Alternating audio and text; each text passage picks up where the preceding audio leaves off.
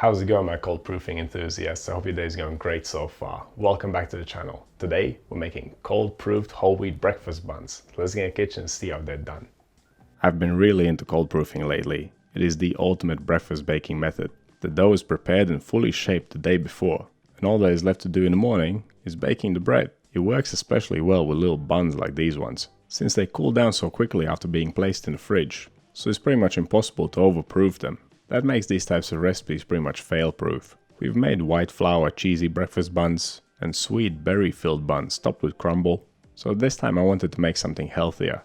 This recipe contains 1/3 whole wheat flour and a bunch of seeds, and that makes a soft and tasty bun. So let's get on with it. Let's see what we need to make these bad boys. We'll need some white bread flour, we'll need some whole wheat bread flour, we'll need some water, yeast, salt, a little bit of butter, an egg yolk, some sunflower seeds to mix into the dough, and then some more sunflower seeds mixed with white and black sesame seeds for topping. Of course, you can swap the seeds, use whichever seeds you like. We'll use the leftover egg white for glazing to make the seeds stick to the buns. As for the equipment, we need a baking tray lined with non-stick baking paper, a bowl, scales, a dough scraper, a temperature probe, and a brush. Okay, let's move on to making the dough.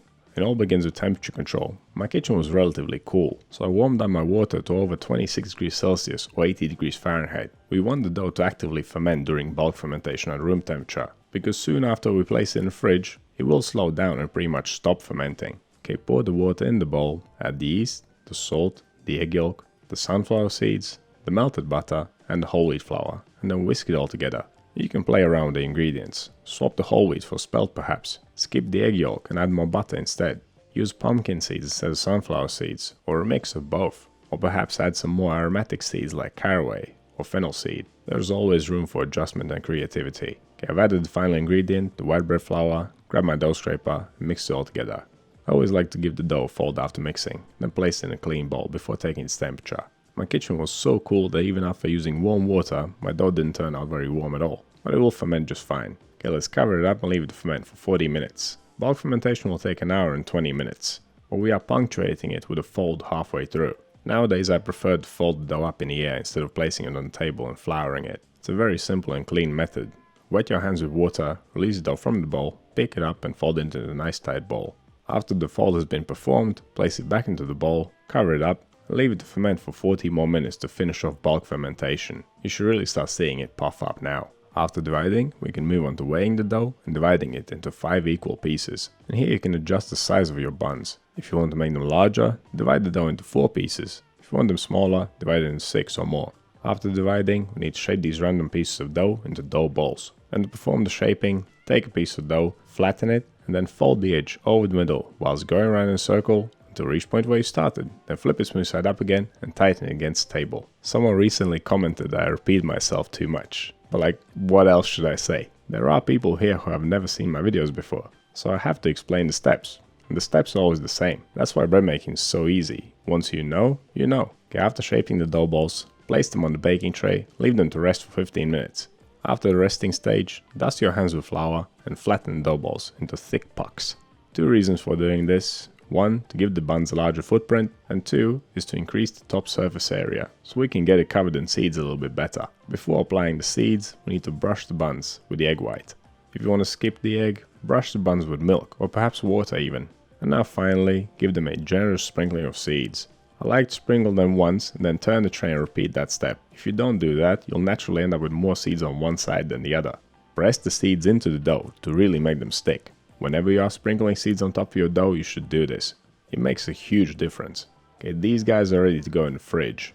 Leave them to proof for around 12 hours or up to even 24. You could bake these buns straight from the fridge on the next day, but to give them a better chance to rise and reach their full potential, it's best to leave them out to warm up at room temperature before baking. Give them at least 15 minutes and up to 30. It does make quite a difference. Whilst the buns are warming up, you can start preheating the oven to 180 Celsius or 355 Fahrenheit, fan on.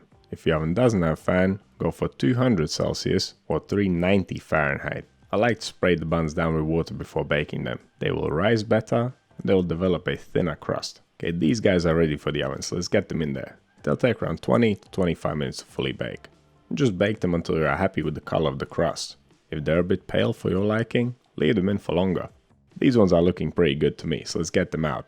I must say they turned out really well. They're pretty large, considering the size of the dough when we started. They're nice and uniform, they have a great color.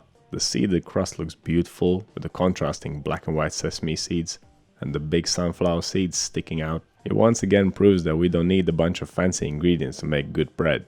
It's likely that you have all this stuff at home already. All you need to do is get into the kitchen, weigh out your ingredients, mix the dough, leave it to ferment, give it a fold, divide it, shape it, rest it, flatten it, top it with seeds, and proof it, and bake it tomorrow morning. Make yourself a delicious sandwich for breakfast. It really is that easy. It's funny how the refrigerator is one of the best bread making tools ever invented. My two favorite baking methods are the cold bulk fermentation method and the cold proofing method. They are just so convenient, so easy, and they produce superior bread. There are no downsides to cold fermentation in my opinion. And if you're into cold fermentation as much as I am, you can find a whole playlist with both cold bulk fermented and cold proofed bread recipes on my channel. I am planning on splitting the playlist up, so you can more easily find breads made with each method specifically. Don't forget that you can get early access videos by clicking the join button on my channel. And if you have watched this far, please give me a thumbs up, it really helps out the channel.